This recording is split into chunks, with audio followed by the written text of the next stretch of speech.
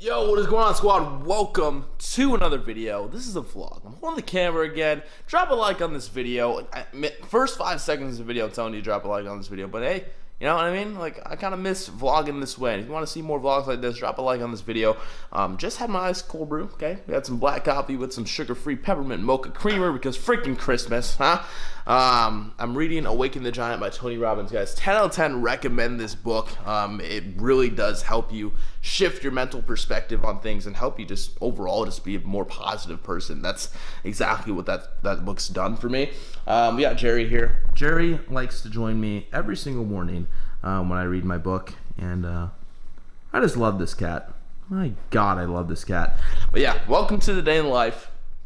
It's gonna be a good day. After I read this book, I'm gonna be doing about, first hour of the day I usually spend, getting back to all clients, getting back to all emails, and staying on top of clients that need to be held a little bit more accountable every single morning. So I'm in check with everyone, and they're in check with themselves. So welcome to the vlog. Let's get right into it.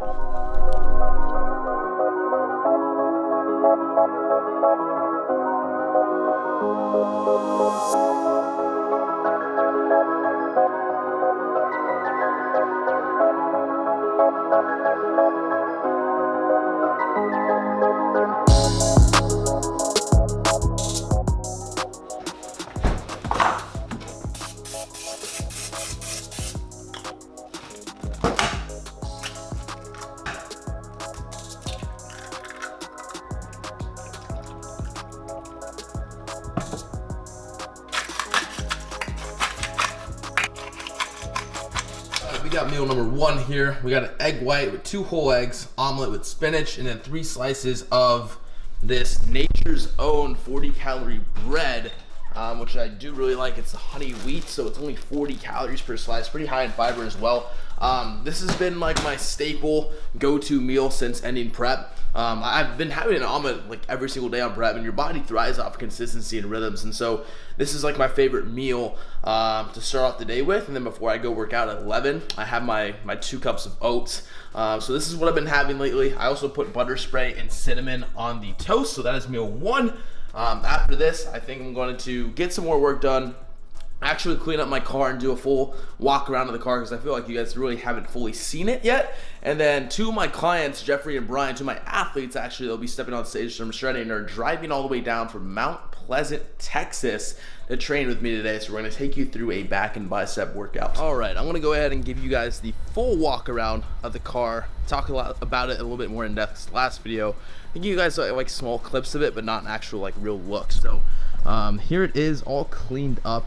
As you can see, guys, the calipers are done in this Verde Ethica lime green color, which I honestly think just sets the tone of the car, right?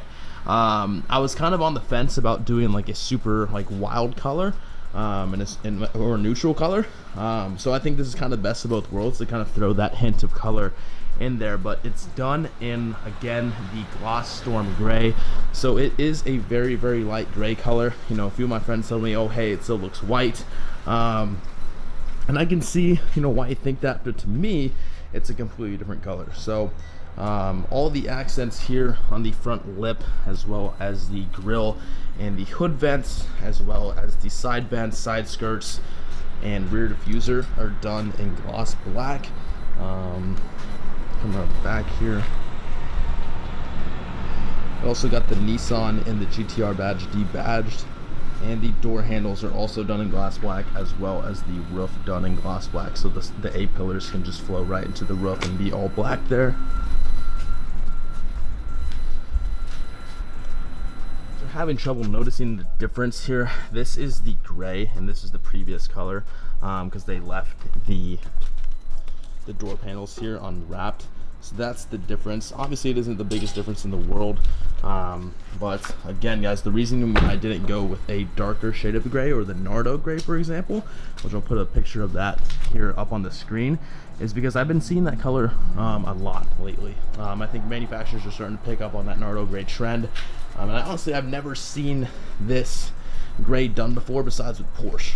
Porsche is the only brand I think that manufactures this color in shot gray for their 911 GT3 RS. So that is the full walk around.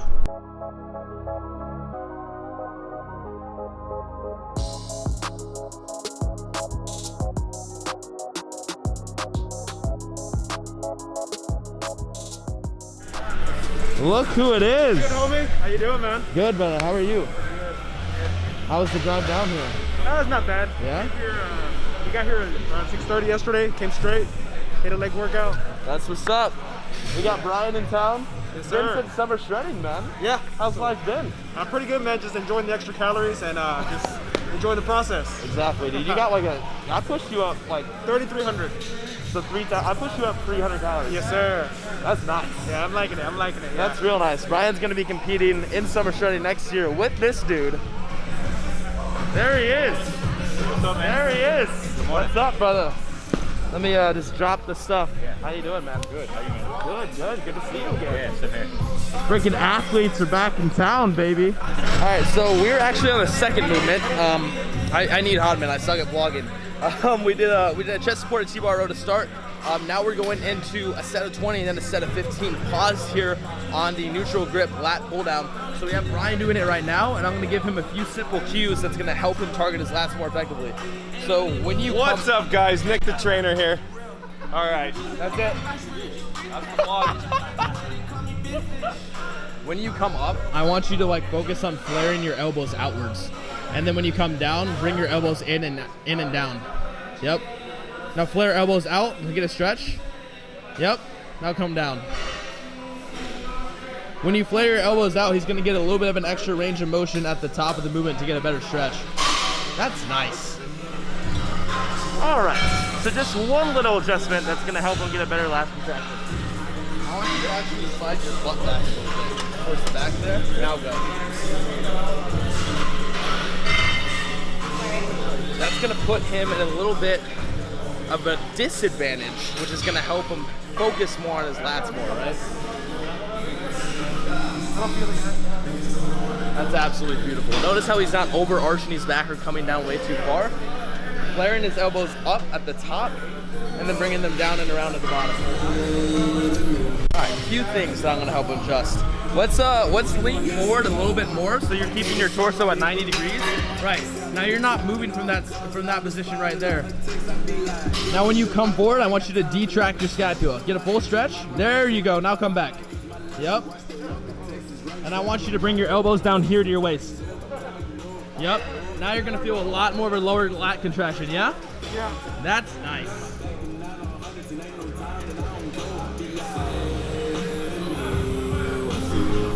Notice how his shoulders are coming forward right before he rows back. That's gonna allow him to get a full range of motion. All right, we're doing 2 sets, right? Yes. 2 sets of 20. Brian and Jeffrey on a brand new training block right now. So what we're doing here week 1 is we're getting them acclimated with a little bit of a higher rep scheme, right? So when we look at like, physical therapy, for example, you're working in that higher rep scheme to help develop and rework and relearn muscles and neurological pathways, right? So that's the same thing we're doing with training, because it's almost a neurological reset before they get into a block, which is gonna allow them to train with less reps in reserve, train with more weight, heavier throughout the training block, but starting them off, getting them acclimated to new movements, right? So this is going to be 20 reps here. We're gonna do a pause as well. We're going with an underhand grip. Again, just like I told Brian, we're not gonna be leaning back here, right? I see a lot of people rowing like this. Essentially, you're doing more of a bicep curl than you are a row. So starting in this 90-degree position, stretching the lats forward, actually flaring my elbows out to stretch them forward, and then bringing my elbows down and in towards my waist to contract the lower lat right there. Chest nice and tall to contract.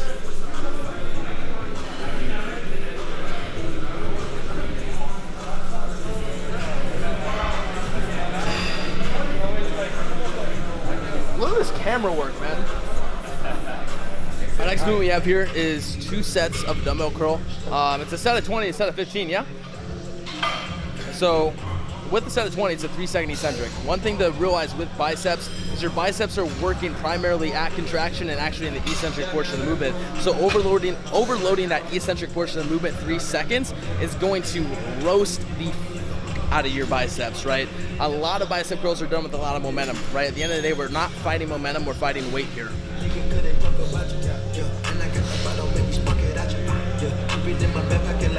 Flex the tricep at the bottom, full stretch. Good.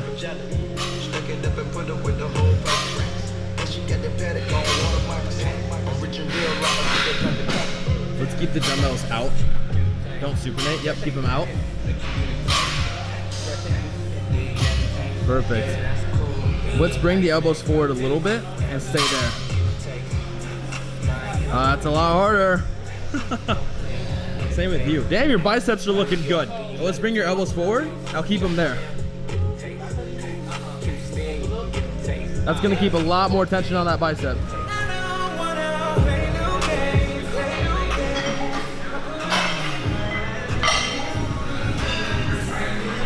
All right, squad, next workout is going to be the seated dumbbell hammer curl, okay? Now with hammer curls, it's very, very easy for your elbows to want to travel backwards to come up. Notice how my elbow's starting right here, just traveling backwards to come up like that, right? Essentially, I'm not getting much of a bicep contraction, I'm getting more of a forearm contraction there. So one thing to keep in mind here is to keep your elbows in a forward position, and the mental cue is to bring your wrists up to your anterior delt, come down, come back up. Right? So allowing your elbows to stay in that forward position is going to keep constant tension on your biceps. Because notice, I just hang out here, you know, hold these 25-pound dumbbells all day, but the second I go here, boom, biceps are under tension.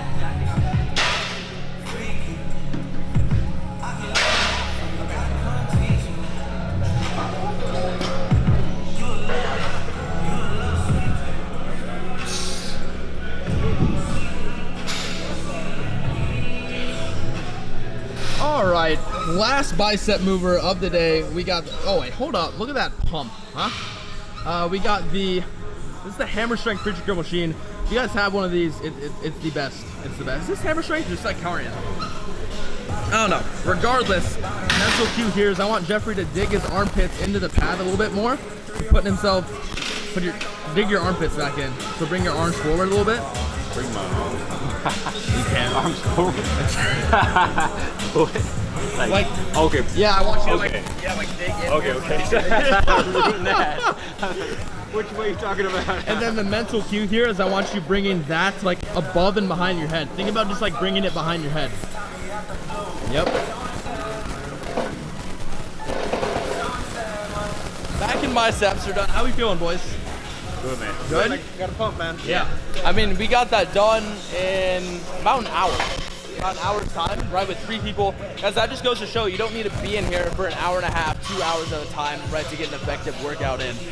Me and Jeffrey were just talking about how, like, personally, me, you know, my first 2.5 years of training, I spent going around the gym, trying to use every freaking machine out there to try to get the best pump possible.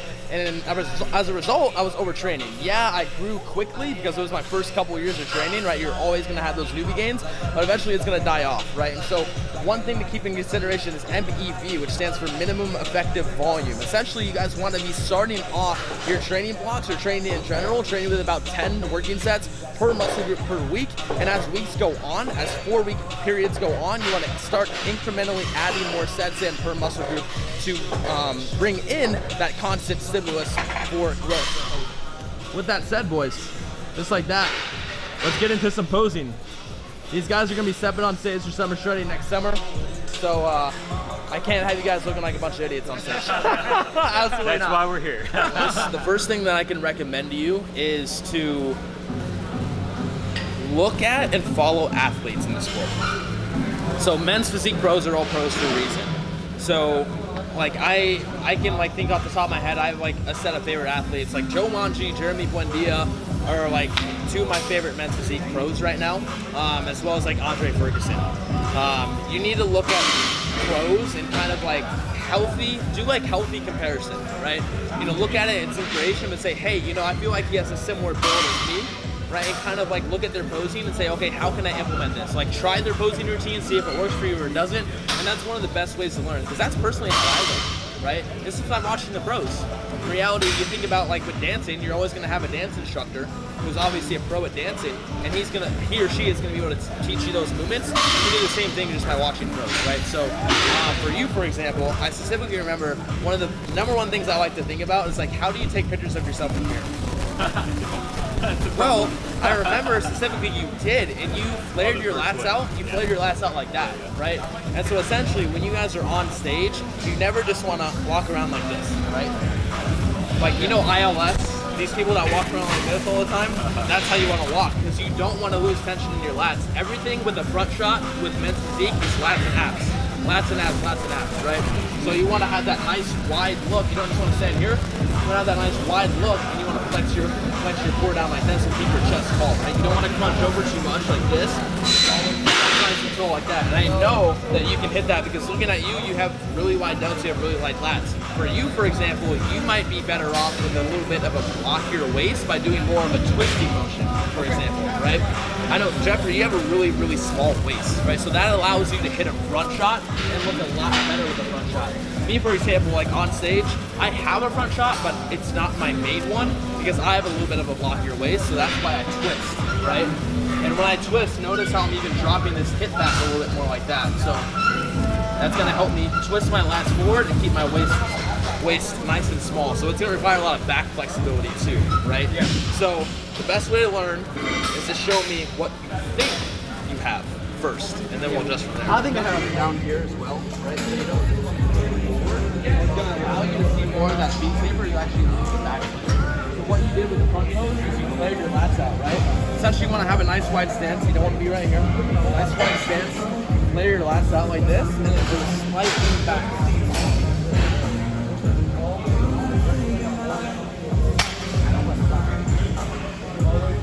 Bring your shoulders forward a little bit.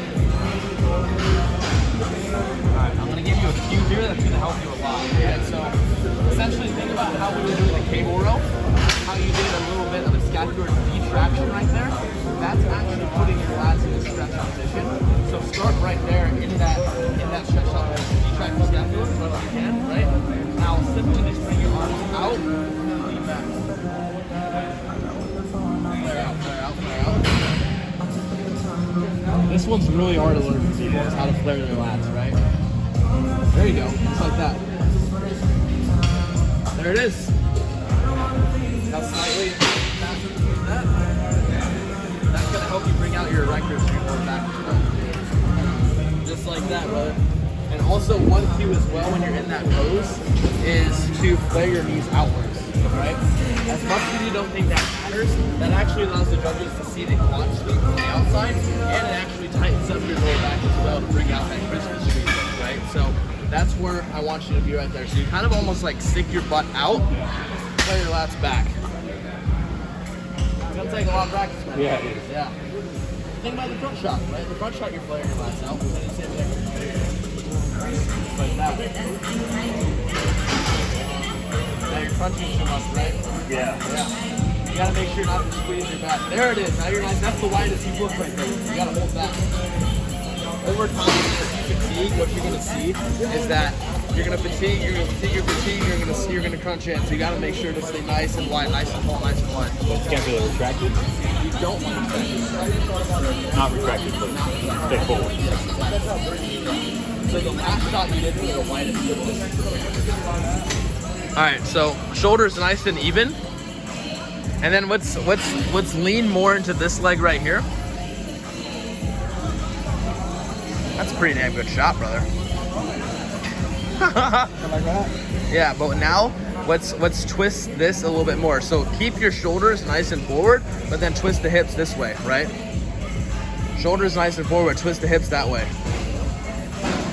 Other way, this way back. There you go. Now twist your shoulder forward and this hip back. So you want to focus on dropping this hip back, just like dropping this hip down and back. See how I'm leaning into it like that? Don't just lean in your leg, lean your hip down. It's gonna require a lot of hip mobility, brothers. You gotta be stretching those hip flexors and those medial glutes.